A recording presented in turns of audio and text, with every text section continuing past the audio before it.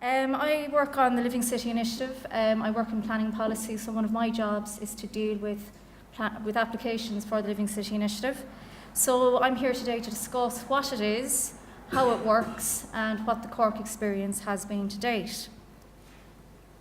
So what is the Living City Initiative? It's a tax incentive scheme, and it's directly targeted at taxpayers to assist and encourage people to live in the historic inner cities by giving tax relief on refurbishment costs of properties, and to fully utilise and refurbish and restore older residential and commercial buildings. And the 6 participating cities, and this isn't in order, in any particular order of merit, is Cork, Dublin, Limerick, Waterford, Galway and Kilkenny. So there are 6 participating cities. So I'm just going to give you an overview of Living City Initiative in terms of national housing and planning policy. Rebuilding Ireland came out in 2016, and it was a government reaction to the housing crisis. And our colleague earlier, John Wickham, went through the 5 pillars. And unfortunately, Ali stole my joke earlier about pillar 5, because I call it renovating Ireland, restoring Ireland, recarpeting Ireland, rewiring Ireland, replastering Ireland, reflooring Ireland. I could go on, but we only have 20 minutes. So pillar 5 is all about utilising our existing housing stock, or rather building stock, that we have in our cities, towns and villages, and to ensure maximum use of that building stock. Living City Initiative is mentioned in this document as a targeted direct incentive tool for urban renewal. The National Planning Framework came out last year in 2018, and some of the high-level objectives of that document were for the compact growth of cities, towns and villages. So what that means is we have to build more city in the city, we have to build more town in the town, and we have to build more village in the village. We have a target of 50% of new development within the built-up areas. So new development means that we have to hit 50% of our population targets within our cities, towns and villages, 50% of our jobs target, and all within the built-up area. And the built-up area, as far as I see it, is our existing building stock and our brownfield sites. Another high-level objective of the NPF, sorry, I used an acronym there, the National Planning Framework, is to provide a quality of life to integrate with our built cultural and natural heritage. And I think where we're standing today, Nanonagle Place, is a shining example of how we can achieve that objective. So prior to the launch of the scheme, the Department of Finance, it's their scheme, advised the participating local authorities to identify special regeneration areas. They're the areas that are the scheme areas. So they had to be typically inner urban and in need of generation. They had to be predominantly residential in character with pre-1915 building stock. So why pre-1915? That's because the scheme was launched in 2015, so they wanted to have buildings that were 100 years or older. The areas were also identified on an evidence-based criteria where there was signs of decline, neglect, dereliction, vacancy, and areas that had above average unemployment and social deprivation. So Cork City, centre and inner city, there are 3 special regeneration areas. So I'll draw your attention to the one at the top of the image there. So that's Blackpool, Shandon, Blarney Street and the Marsh. So that takes in most of the medieval spine of the city. So that dates from 16th century onwards, and takes in Blarney Street, which is our northwest 19th century residential expansion of the city. So that would have been the suburbs back in the day. Over to the northeast there, we've got McCurtain Street, which has our highest concentration of Victorian architecture in the city. On McCurtain Street, it's referred to as the Victorian Quarter. And St. Luke's then further north, all 19th century building stock there. South Parish, we're standing as I speak in South Parish.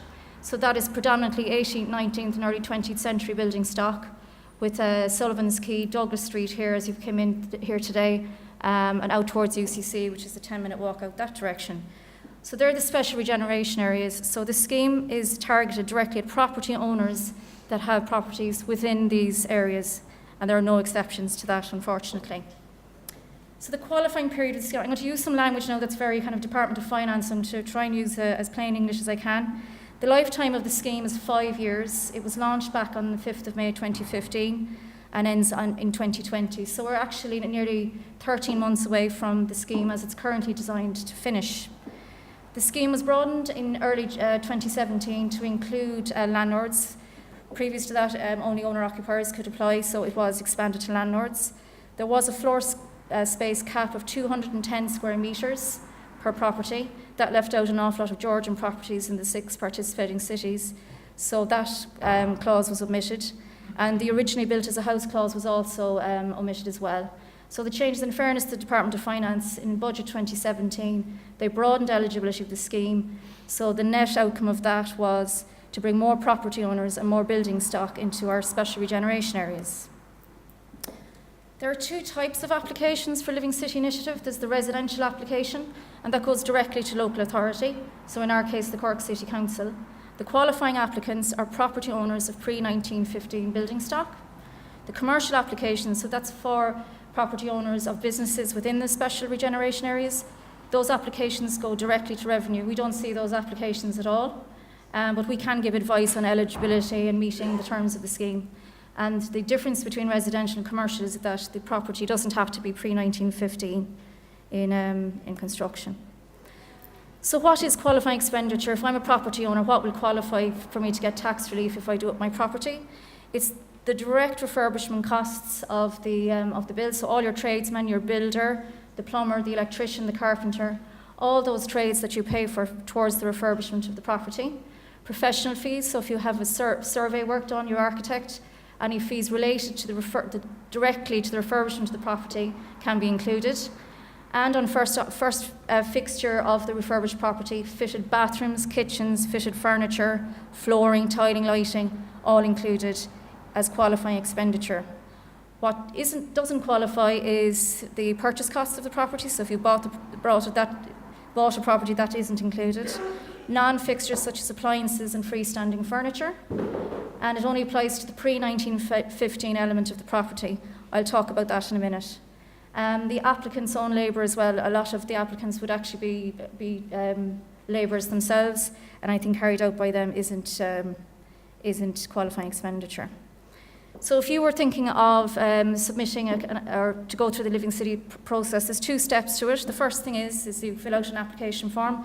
It's available online, or I can give direction to anybody on that today. And you fill out your details on who you are, what your relationship is to the property. Are you owner-occupier? Are you going to be a landlord? Details of the works that you're going to carry out. We ask for some basic knowledge about the age of the property. Is it in an architectural conservation area? We kind of know that ourselves, but in terms of just gathering all the data, all of that information is sought in the application form. So when that comes into me, I just quickly check eligibility. Is it a pre-1915 structure? Is it in the special regeneration area?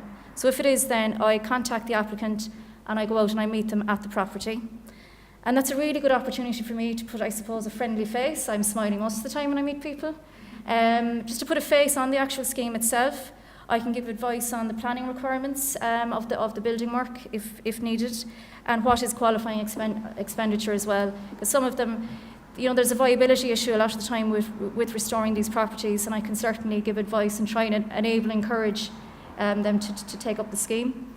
So once the initial site visit is done, I also photograph the property just to record the condition of the property prior to the commencement of the works. We then issue an interim acknowledgement letter. So that's a letter from Cork City Council. I call it the letter of comfort. And it basically states you do qualify for the scheme. Here's your unique reference number. Off you go and carry out the works and come back to us when you're done. So all going well, when works are complete, we enter the second stage of the application process. And at that stage then, I also advise in that interim acknowledgement letter that you keep all the receipts of your expenditure, not invoices, receipts. It's proof of purchase, proof of expenditure. All those receipts, originals, have to be sent to me for review. And I do a follow-up and site inspection of the property. This is my favourite part of it. Well, I like the before visit, but I especially like the after visit, where I get to see the refurbished property, I get to photograph it, I get to talk to the property owner and talk about their experience of refurbishing the property, of what were the pitfalls, what went well, what didn't. And all going well then, the final letter of certification is issued. A copy is sent to Revenue also. And what the applicant gets in that letter is that works are complete. This is what has to be confirmed. Works complete, planning was granted if it was required, basic facilities were installed, so that's water, electricity, heating, that the property is occupied, and that the expenditure costs seem reasonable. So I'll give you an example now of how this might work for an owner-occupier. So I'm going to use my esteemed colleague Ciara as an example here. Ciara has spent €50,000 doing up her property. She's an owner-occupier, and that 50,000 has been certified through the Living City Initiative process. She is entitled to a 10% reduction, a 10% of that figure as a tax relief over a 10-year period. So €50,000, 10% of that is 5,000. So 5,000 that comes off her tax bill every year for 10 years. So for argument's sake, if her gross salary is 45,000 per year, that she's actually taxed at 40%, so her take-home pay increases. The caveat to that is that she must be the owner-occupier first occupation of the property after it's been renovated, and she has to be there for a consecutive 10 years. So if she moves out in year 7, the tax relief ceases in year 7. Does she keep the tax that she saved on the previous 7? I'll answer that now when I'm done, if you don't mind. I'm going to give you an example of how this works for landlords. So we'll say Hugh, who's another colleague of mine in the audience. Hugh buys a property to do up and to rent it out, and he spends €100,000 on the property, and that's been certified through the Living City process. Revenue treat these applicants slightly differently because they're considered to be commercial, so they get it back as an accelerated capital allowance. What that means is that you're entitled to more tax relief or more profit before the tax kicks in. So instead of 10 years, it spans over 7 years. So you'll get 15% over the first 6 years and 10% in year 7. And the additional caveat there is that the property must be, the first occupation of it after renovation is to be rented out, and for a period of 7 years. The tenants can change, but the use of the building and the relationship of the applicant to the property has to remain the same, which is as the landlord. There are two slightly differences in terms of the criteria for the scheme. For the owner-occupier, there's no limit on the spend. There's no upper limit on the spend. So we've had a varying amount of money spent on owner-occupier renovations. North of £500,000, I've dealt with a few of those, and that is tax deductible depending how the applicant pays tax. And any grants, so if there's a conservation grant that has been awarded to the applicant, or an energy grant or a deep retrofit grant, that has to come off the total figure, because that's a grant, that's an income that the applicant gets, it's not expenditure out. For the rented residential applicants, there is a cap of 200,000 per project. So if they spend more than that doing up their property, that's the limit of 200,000 per project on that.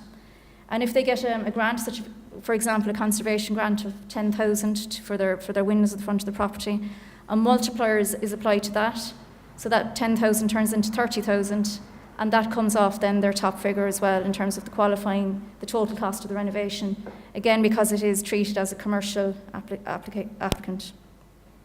I mentioned earlier about the pre-1915 element of the property. Tax relief is only available on anything that's pre-1915. This is an example of one of our applications. So it's a mid-terrace 4-storey structure, a protected structure, and the applicant got planning permission to extend to the rear. And the expenditure, so when I was advising the applicant on that scheme, I advised that the builder had to split the costs of what was spent on the pre-1915 element, because no tax relief is available on the expenditure for the extension. There are exceptions to this. It sometimes happens in smaller properties where there might be, if somebody wants to restore their building and the current kitchen and bathroom doesn't meet building regulations, if a structural engineer can justify a new extension to meet building regulations, we will support that, and we will get revenue approval for that as well. It's unusual, but we can facilitate that. So these buildings here, this is a selection of properties that have been approved for Living City Initiative. They vary in size and structure and character. Predominantly, we've late 18th century there, predominantly 19th century and early 20th century. And when I think, I suppose, about the renovation of these properties, it's not just about the freshly painted door or the new timber sash windows at the front. I think of the people that are going in and out of those front doors every day. I think about how they contribute to the footfall of the inner city and the city centre where they live. I think about how they contribute to the local economy. I think about how they increase the population of where they're living, which can justify funding for improved public realm and improved public transport modes. So this really is the lifeblood of rejuvenating the inner city, and it is the essence of what Living City Initiative is trying to achieve. Now I have a little bit of a treat for you. I think this will please somebody in the audience that was looking for a case study of a renovated property. This is an owner-occupier applied back in 2016. She had recently purchased the property. It's located in the north side inner city, and it's an end of terrace 3-storey over basement property. It's not a protected structure, but it is cited on the National Inventory of Architectural Heritage. It was built in 1870, and in 2016, the owner applied for renovation works. She had some works at the back that needed planning, so she had her planning secured before she'd met me. So the image to the left is 2016, and the image to the right is 2017. So it took a year for this project to complete. So you can see that a notable difference between in the front elevation of the property. It's been repointed, replastered, new windows have been installed. The ground floor hallway. When I visited this property, and I met the applicant, and I met her architect and her builder, and they had to strip the whole property back down to the bare bones. There was exposed masonry on the gable walls. Everything was dug up, bar the floorboards and some of the joinery around the doors and windows. And they had some serious structural cracks on both gable ends, so it was a real mess when we went in there. And we think it was something like 20 years since it had been inhabited. But what I really like about this before and after is that the layout of the hallway is pretty much the same. So in like 150 years since this building was first constructed, that the layout of the hallway remains the same. Ground floor reception room, so this is at the ground floor. So the image to the left is the state of it before renovation work started. And you can see the lovely glossy image then of the renovated reception room. I don't have a picture of the other side of this room, but this had dual aspect. So it expanded the full depth of the house, which was one room on the ground floor, and it was a really beautiful room to be in. The kitchen was located in the basement, so you enter the property at street level, and at the back of the house there was a stairs going down into the basement. And the property owner decided to retain the kitchen in the base, which I think was a really good idea because it opened up onto a south-facing rear garden, and that is really a very special amenity to have as an inner-city resident in any city. So a very successful refurbishment of an inner-city project enabled by Living City Initiative. I'll show you the rear elevation, just because there was the planning requirement kicked in here. There was a rather unsightly extension to the rear of it. She needed planning permission to remove that and to install a few extra windows and sliding doors there at basement level. So that's a really good indication before and after over a 12-month period. I'll now give you an overview of the uptake of Living City Initiative since its launch in 2015. The national uptake of the residential applications has been 174. That's information I've got from Revenue recently. And 58 of those are in Cork City, so that's about a third of the national uptake. So I suppose proportionately it's pretty respectable. Out of those 58 applications, some of them now have delivered apartments. So you're talking about 77 homes in the city that would otherwise could have been left derelict or vacant for years to come. And given the theme of today, which is all about unlocking upstairs, I just checked over. We have own door access 49 units and upper floor only nine properties. So the upper floors are increasing. I'm noticing that quarter on quarter that people are coming into me if they have apartments over existing retail. So the profile of the applicant is changing as the time is going by. The average spend per project is somewhere between 50,000 and 150,000 per project. But as I mentioned earlier, we've had projects in for 6,000-7,000 and for some 600,000 and 700,000 euro. We have 13 applications to date that have gone through the full process of Living City Initiative, and we've certified a total of 1.7 million. That's a lot of receipts I've looked at, but it's for the good of the city, so I'm happy to sit through many more. I suppose when we look at the requirement for enabling tax incentives such as Living City Initiative, we look at the evidence for current demand for city living. And we look at the census data of 2016. The population of Cork City grew by 5.4%, but more notably, the city centre grew by 20%. Residential vacancy fell by 26% in that period, from just over 6,000 units down to 4.5. And in 2019, the data I have that I can share with you today is we have, with Cork City Council, 66 active files on derelict sites, and we've identified over 260 properties with upper floor conversion potential to deliver additional 400 homes. 400 homes. There are just a few online resources that I use in my work, and that's revenue there. That link there will direct you straight into revenue guidance and criteria for the Living City scheme. BuildingsofIreland.ie, our national inventory of architectural heritage. Geohive.ie, very useful for looking at the history of streets and when particular streets were built. And corkcity.ie/Living City for any specific information in relation to the scheme for Cork. There are my contact details. Thank you for listening.